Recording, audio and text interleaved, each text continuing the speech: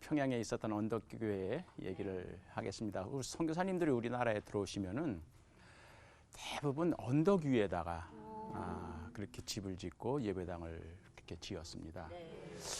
물론 현실적으로 이제 땅값이 싸기 때문에 그러니까 옛날 뭐 산 꼭대기에 누가 집 져요? 그러니까 그건 싼 값에 그런 이유도 있지만 그보다는 성경적인 신앙적인 의미가 굉장히 중요한 게 있었습니다. 우리가 예수님을 따른다는 거, 예수님을 믿는다는 거, 그리고 또 왜 우리가 교회를 다니는가 여기에 대해서 예수님께서 아주 분명하게 말씀해 주신 적이 있거든요. 마태복음 5장에 보면은 이제 산상팔복이라 해가지고 8가지 예수님을 따르는 제자들에게 주시는 참된 행복, 가짜 복 말고 진짜 행복, 이따가 없어지는 거 말고 영원한 행복, 그걸 8가지 쭉 말씀하신 다음에 그 다음에 예수님을 따르는 사람들은 어떻게 살아야 되는지 그걸 마태복음 5장 13절에서 16절까지 해주셨어요. 아나운서님이 한번 낭낭한 목소리로. 제가 이때만을 기다리고 있었습니다. 예. 그러면 마태복음 5장 13절 너희는 세상의 소금이니 소금이 만일 그 맛을 잃으면 무엇으로 짜게 하리요 후에는 아무 쓸모없어 다만 밖에 버려져 사람에게 밟힐 뿐이니라. 너희는 우리가 소금이 돼야 된다 그랬어요. 소금은요, 여러분 주부들 소금 없이 요리할 수 있어요? 없어요. 소금은 맛나게 하는 겁니다. 맛나게 하는 게 소금이에요. 그러니까 예수 믿는 사람들은 세상을 맛나게 해야 돼요. 살맛 나게, 행복하게. 그냥 뭐 부패 방지 이런 정도가 아니라 진짜 소금이 있느냐 없느냐에 따라서 음식의 맛에 전혀 달라지잖아요. 예수 믿는 사람들이 세상 속에서 그런 역할을 해야 되는 거예요. 진짜 살맛 나는 세상으로. 그 다음에 또 너희는 세상의 빛이라 산 위에 있는 동네가 숨겨지지 못할 것이요 사람이 등불을 켜서 말 아래에 두지 아니하고 등경 위에 두나니 이러므로 집안 모든 사람에게 비치느니라. 그 다음에 세상에 빛이 되라 그랬어요. 빛은 말 그대로 어둠을 밝히는 빛일 뿐만 아니라 낮에도 빛이 있어야 길을 알잖아요. 빛이 있어야 생명이 나잖아요. 빛이 있어야 식물이 자라잖아요. 빛은 모든 자연 만물이 자랄 수 있는 환경이에요. 그걸 기독교인들이 만들어줘야 되는 거예요. 그렇기 때문에 어둠을 밝힐 뿐만 아니라 길을 또 가르쳐주고 모든 자연 만물이 육성할 수 있도록 좋은 환경을 만들어주는 게 이게 기독교인들이 할 일이죠. 그러면서 예수님은 뭐냐? 산 위에 있는 마을이 숨기지 못할 것이다. 산 위에 있는 마을이 숨겨지지 않을 것이다. 사람들이 불을 켜가지고 아래 두지 아니하고 등경 위에 둔다. 이건 뭐예요? 빛을 사는 기독교인들은 언덕 위에 마을처럼 모든 사람들이 우러러볼 수 있도록 드러나게 된다는 얘기예요. 그래서 선교사님들이 우리나라에 들어오셔서 집을 지시고 교회를 세우실 때 이렇게 언덕 위에 거기를 선택하신 거예요. 성경 말씀에 예수님이 그러셨잖아요. 언덕 위의 마을이 숨겨지지 않을 것이다. 그렇기 때문에 평양의 언덕 위에 선교사님들이 들어가서 이렇게 교회를 세우신 거예요. 그 전에 언덕 위에는 뭐예요? 무덤. 그냥 장사 지내는데, 그냥 나무하러 가는데 그런 데였는데 언덕 위에 선교사님들이 주택을 짓고 교회를 세우면서 그 언덕이 바뀌게 되는 거예요. 거기에서 사람들이 지켜보는 거예요. 언덕 위에 저 사람들이 뭘 하나 계속 지켜본 겁니다. 그래 봤더니 거기서 언덕 위에 사람들이 하는 일이 뭔가 바로 16절에 나와요. 16절 이같이 너희 빛이 사람 앞에 비치게 하여 그들로 너희 착한 행실을 보고 하늘에 계신 너희 아버지께 영광을 돌리게 하라. 아멘.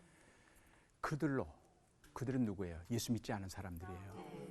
교회 다니지 않는 사람들이에요.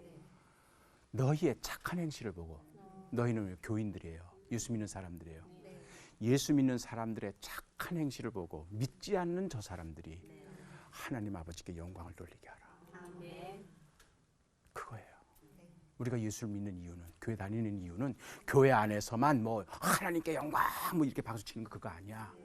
믿지 않는 사람들이, 저 교회 밖에 있는 그 사람들이 우리 믿는 사람들의 착한 행실을 보고 하나님께 영광을 돌리게 하라. 와, 저 믿는 사람들 보니까 진짜 하나님이 위대하시구나. 하나님은 진짜 살아계시구나. 그래서 믿지 않는 그 사람들이 하나님께 영광의 박수를 치도록. 그게 우리 예수 믿는 사람들의 일이라는 거예요. 그게 바로 언덕 위에 빛으로 존재하는 교회의 역할이라는 얘기예요. 오늘 살펴보려고 하는 평양 남산현교회가 바로 그런 교회였습니다. 아까 모두에도 말씀드렸습니다만 평양 세 개의 언덕에 세 개의 교회가 있었다 그랬죠. 그래서 제일 먼저 세워진 교회가 바로 1893년에 평양의 장대현 교회. 이 교회는 장대째라고 하는 언덕, 장대째, 장대현 똑같은 말이에요. 우리말로는 언덕제찌고 언덕현자예요. 이 교회는 1907년에 그 길선주 목사님의 평양 대부흥운동 그걸로 유명한 교회예요. 그래서 한국 교회의 부흥운동을 일으킨 그런 교회로 유명하고, 두 번째 교회는 이 장대현 교회에서 개척한 교회인데 평양 산정현 교회, 산정제 교회 혹은 산정현 교회인데, 이 교회는 일제 말기 때 해방 직전에 주기철 목사님의 신사참배 거부운동을 하시다가 옥중 순교하신 교회로. 그러니까 장대제 교회는 신앙의 부흥을 일으킨 교회로, 산정현 교회는 신앙의 지조를 지킨 교회로. 그래서 유명한 교회예요. 이 가운데 이제 남산현 교회가 있습니다. 이 평양 남산현 교회는 그동안 잘 알려지지 않았는데, 이 교회는 어떤 교회냐?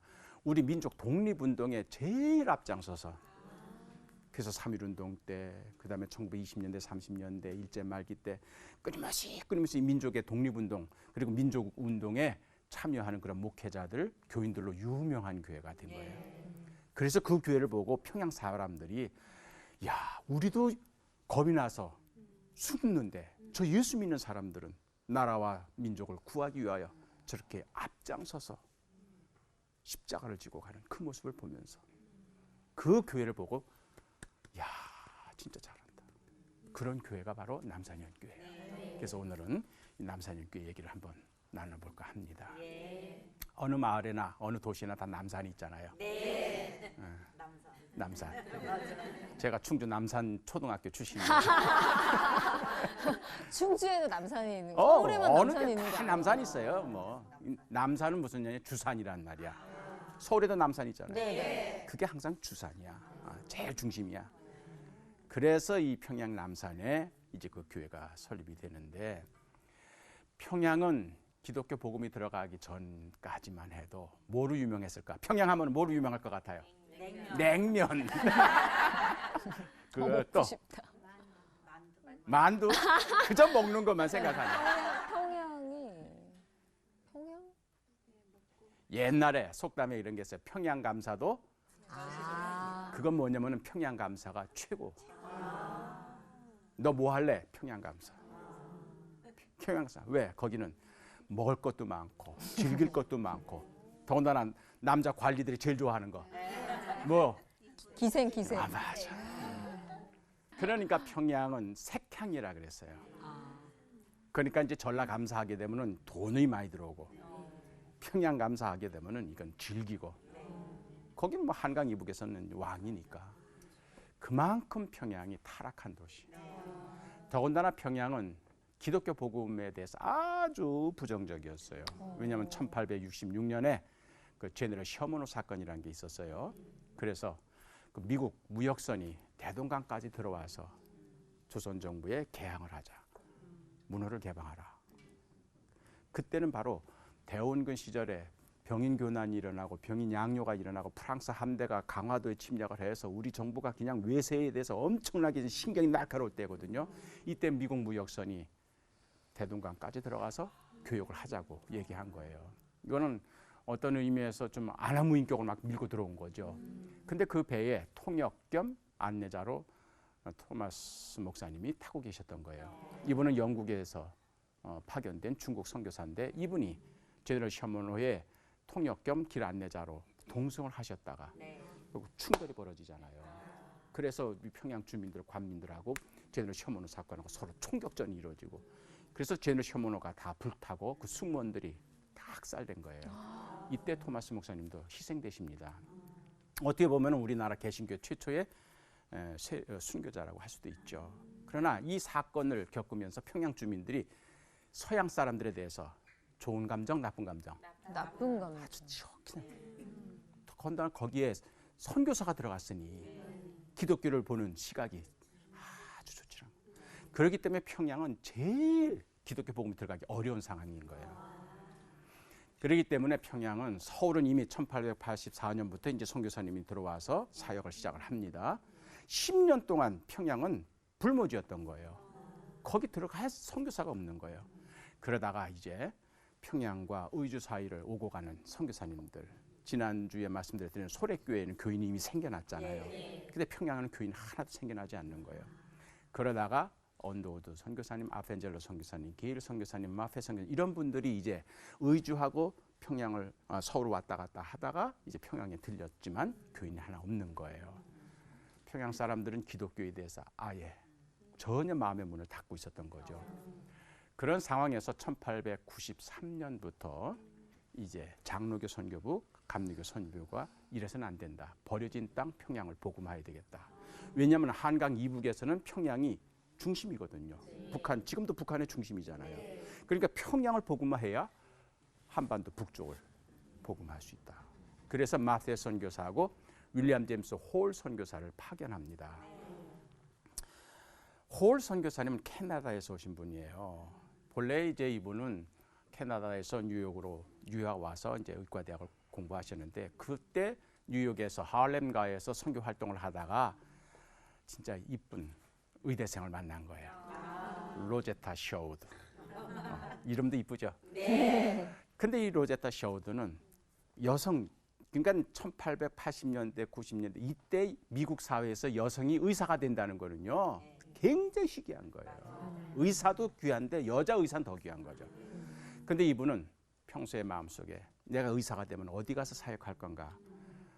미국이나 캐나다 같은 데에서 개업을 하면 돈 벌겠죠. 대우도 받고. 그러나 자기는 마음속에 이미 열악한 선교지에 가서 내가 복음을 전해야 되겠다.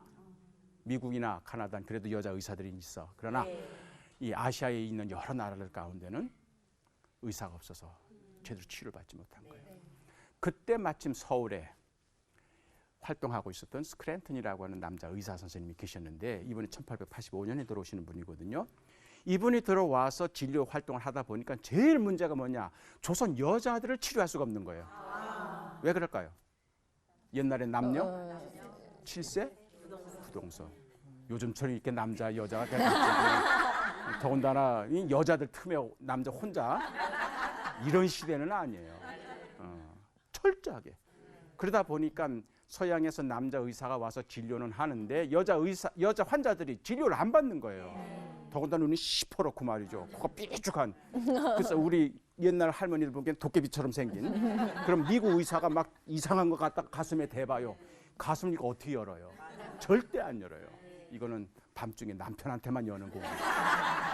그러다 보니까는 여자 환자들이 치료를 거부하고 죽어가는 거예요. 그래서 스크랜턴 선교사님이 미국의 바로 선교본부에 제일 조선에 필요한 것이 여자 의사다. 빨리 여자 의사를 보내달라. 그래서 1887년에 메타 하워드라고 하는 여자 독신 의사가 한국에 들어옵니다. 그래서 지금 정동에 이화여자 고등학교 테니스장 자리인데 거기에 이제 보구여관이라고 하는 여관은 뭐 모텔, 호텔 이런 거 아니에요. 여자를 보호하고 구원해주는 집. 그걸 생각해요. 그래서 그 여성병원. 그게 이제 오늘날 발전돼서 2대 목동병원이 되는 거예요. 요 근처에 있죠? 네. 그래서 그 병원을 연 거예요. 그랬더니 이제 여자 환자들이 와서 치료를 받는데 메타 하워드가 열심히 사역을 하다가 1년 만에 풍토병에 걸린 거예요. 선교사들은 이 음식이 안 맞으니까, 기후가 안 맞으니까 풍토병에 걸려서 1년 만에 본국으로 후송되는 거예요. 병원이 문을 닫게 된 거예요. 그때 이 문을 닫을 병원에 뉴욕에서 의과대학을 졸업한 로제타 셔우드 그 소식을 들은 거예요. 내가 가야 되겠다. 그래서 이분이 1888년에 선교사를 지원해가지고 한국 땅에 와서 문을 닫을 위기에 처해 있는 그 보구여관을 문을 연 거예요.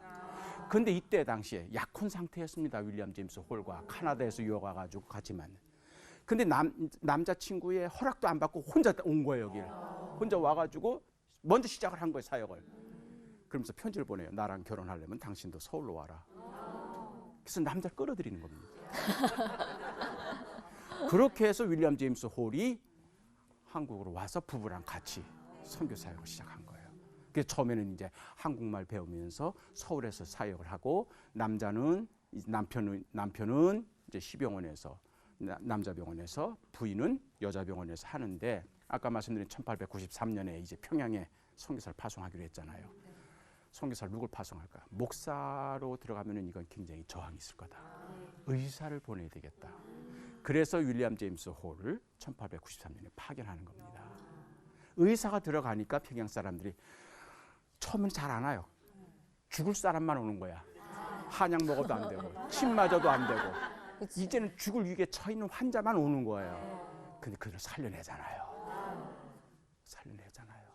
이게 기가 그러다 보니까 평양 사람들이 조금씩 마음을 윤을 여는데 자신감을 얻고 당신도 내려오시오 해서 홀 부인이 1살짜리 아이를 데리고 평양으로 내려간 거예요. 평양에 서양 여자는 처음 나온 거예요. 그동안에 서양 남자들은 왔다 갔다 했지만 서양 여자가 처음 들었고 더군다나 1살짜리 아기를 산의 아이를 데리고 갑니다. 얼마나 이쁘겠어. 바비 인형 저리 가라요. 그러다 보니까 평양 사람들이 그 아기하고 서양 여자를 구경하러 선교사가 살고 있는 서문 안 언덕 위로 올라오는 거야. 우리 조선 민족은 구경에 관한 한 끝내줍니다. 우리 식음을 전폐하고 구경하는 거야. 싸움 구경, 불 구경. 그래 구경꾼들이 몰려오는 거야. 그러니까 이 선교사님들이 장날 전도하러 가려면 다 도망가요. 무섭다고. 그런데 서양 여자가 아기를 안고 오니까 그냥 구경하려고. 그게 구경 미션이야.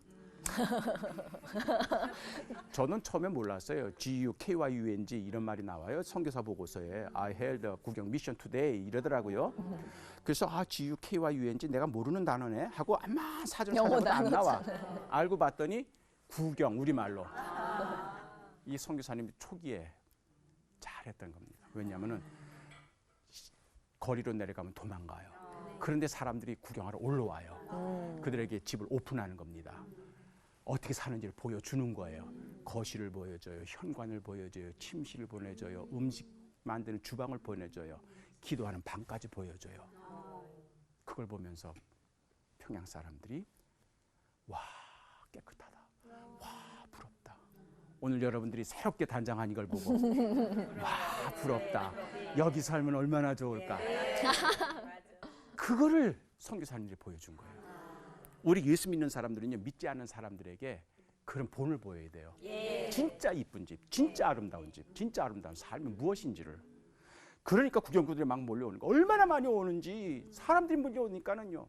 그러다 보니까는 마당 가득 차면은 아기를 안고 가서 보여주는 거야. 그러면 뭐 손가락질하면서 희한해가지고 한참 보여준 다음에 또 집에 와서 쉬고 있으면 또 모였습니다 하면 또 나가서 보여. 나중에는 그러지를 못해가 너무 힘드니까 마리아처럼 아기를 안고 방 안에 앉아 있으면은 5명씩 조를 짜가지고 들어와서 보고 나가고 보고 나가고. 근데 그 사람들이 집으로 안 가. 줄 뒤에 또 서. 그걸 한 달간 한 거예요. 그러다 보니까 그때 평양감사가 민병석 씨라고 아주 보수파입니다. 이 보수파였던 민병석 씨가 이래다가는 이 기독교가 은근슬쩍 평양에 들어올 것 같단 말이야. 이건 안 되겠구나 해가지고 자기 수하에 있는 그런 평양에 아주 보수파들을 모았어요. 그리고선 야 이대로 뒀다가 평양에 예수교도 들어올 것 같다. 그러니까 이건 저 예수 믿는 사람 내쫓아야 되는데 선교사는 외국인이기 때문에 내가 손을 못 대고 선교사 도와서 지금 일하고 있는 저 병원의 직원들, 예수 전도하는 사람들, 저 사람들 다 내쫓자. 그래가지고 어느 날 명령을 내려가지고 한 20여 명에 되는 장로교, 감리교 신자들 다 체포해버린 거예요. 그리고 감옥에 가두고 매를 때리는 거예요. 얼마나. 그러면서 예수 왜 믿느냐. 당장 선교사 떠나라. 근데 그 모든 과정을 견뎌내는 거예요. 초교인들이. 왜냐하면 이미 복음의 맛을 알았기 때문에. 자, 이 문제를 어떻게 해결하느냐. 홀 박사 큰일 난 거예요. 그래서 이걸 바로 서울에 있는 선교 본부에다 알렸어요. 그랬더니 스크랜턴 박사님이 그걸 미국 공사관에다 알려요. 그때 미국 공사관에서 한국 정부 외부에다 알리는 겁니다. 고종 황제께서 계신 궁궐 바로 옆에도 교회가 있는데 왜 평양에서 이런 일이 벌어지고 있느냐. 아무 이유 없이. 그래서 한국 정부가 평양 관찰사한테 야 풀어줘라. 그래서 이틀 만에 석방이 되는 거예요. 이걸 보고 평양 사람이 깜짝 놀라는 거예요. 와, 나는 새도 떨어뜨리는 게 평양 감사인데 슈퍼 파워인데 그보다 더 센 게 나온 거야. 그래가지고 야 기독교 야소교 함부로 건드리면 안 되는구나. 겁이 난 거예요. 그리고 난 다음에 1894년 6월에 동학혁명이 일어나고 청일전쟁이 일어나잖아요. 청일전쟁이 일어나니까 온 평양 전체가 제일 전쟁이 심했던 데가, 전투가 심했던 데가 평양이에요. 다들 피난 가는 거예요. 그래서 선교사님 가족은 미리 공사관에서 연락했기 때문에 다 서울로 피신했는데 그 감옥에 가서 마지막까지 얻어맞으면서도 신앙을 지켰던 김창식이라고 하는 이 전도자가 그 예배당에 십자기를 내걸고 예배당을 지키는 겁니다. 그랬더니 십자기를 보고 평양에 주둔했던 청나라 군대든 일본 군대든 공격을 안 하는 거예요. 이게 외교 문제로 이게 비화가 되기 때문에. 그래서 전쟁 기간 중에 그 교회만 안전한 거예요. 그러니까 믿는 사람만이 아니라 믿지 않은 사람들도 거기 와서 다 피난을. 그걸 보고 평양 사람들이 와, 평양 감사도 목을 자르는 그런 파워 있는 종교인데 그 힘을 어디다 쓰느냐? 우리처럼 힘없고 가난한 백성들을 보호해주고 우리를 지켜주는 종교구나. 마음이 바뀌는 거예요. 전쟁이 끝났습니다. 죽은 시체, 사람 시체, 말 시체에서 막 그러다 보니까 콜레라가 평양시내 꽉 전염병이 온 거예요. 그러니까 재차 피난 가는 거예요. 서울에 홀 박사가 그 소식을 들은 거예요. 자기가 담당하고 있는 선교지에 전염병이 돌아가서 막 죽어나가고 있다는 얘기를 듣고 공사관도 말리고 선교부도 말리고 다 말리는데도 동료 선교사도 말리는데 내 선교 구역인데 닥터 홀이 결국 평양에 들어가서 그 전염병 환자들을 치료하는 겁니다.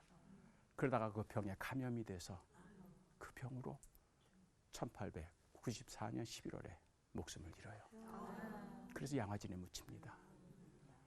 이 모습을 보면서 평양 사람들이 기독교란 종교는 어떤 종교인가?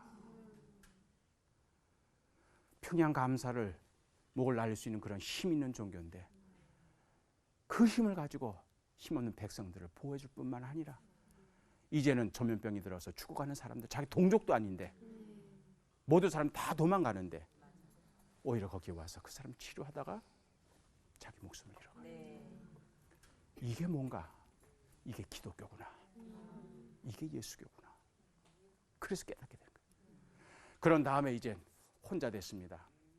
복중에 아이가 하나 있었어요. 남편이 죽을 때. 그 아이가 이제 미국에서 태어납니다. 그러니까 이제 홀 부인은 미망인이 된 거죠. 얼마나 슬프겠어요. 남편 자기 때문에 한국에 온 거거든. 한국에 와서 5년 만에 죽었거든. 35 나이에. 홀 부인이 얼마나 마음이 슬프겠어요. 미국으로 돌아갔습니다. 아마 평양 사람 생각에 다시는 돌아오지 않으리라. 평양이 얼마나 원수같이 생각해서 자기 남편 죽었으니. 그런데 3년 만에 정확하게 돌아옵니다. 돌아와서 뭘 하느냐? 남편을 기념하는 기홀병원을 세워요. 그리고 그 병원에서 1936년 정년 퇴직할 때까지 40년 동안을 평양을 떠나지 않고 사역을 합니다. 뿐만 아니라 돌아올 때 3년 동안 미국에 가서 생활하면서 점자를 배워가지고 와요. 점자. 눈이 멀쩡한 분인데 왜? 점자를 읽는 걸 배우는 게 아니라 점자를 만드는 법을 배워요. 남편이 평양에서 최초로 얻은 교인이 오석형이라는 교인인데 오석형 씨가 교회에 올 때마다 안 못 보는 딸을 데리고 오는 거야. 맹인된 딸을. 그러니까 홀 부인은 그 맹인된 딸을 보면서 저 아이가 아빠가 살아있을 때는 아빠가 뒷바라지 하겠지만 아빠가 돌아가시면 저 아이는 어떻게 될 것인가. 저 아이도 어떻게든지 스스로 살 수 있도록 길을 인도해 줘야 돼. 그러기 위해는 그를 깨쳐야 되고 그러기 위해는 자기 직업을 가져야 되겠다. 한 아이를 위해서 뉴욕에 있는 맹인 학교에 들어간 겁니다. 그 한 아이를 위해서. 천성적으로 앞을 못 보는 분이 점자 배우는 건 쉬워요.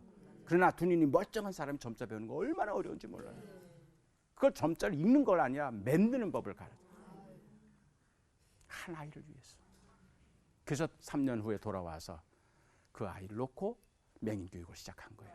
이것이 한국의 근대 맹인 교육의 시작입니다. 평양맹학교가.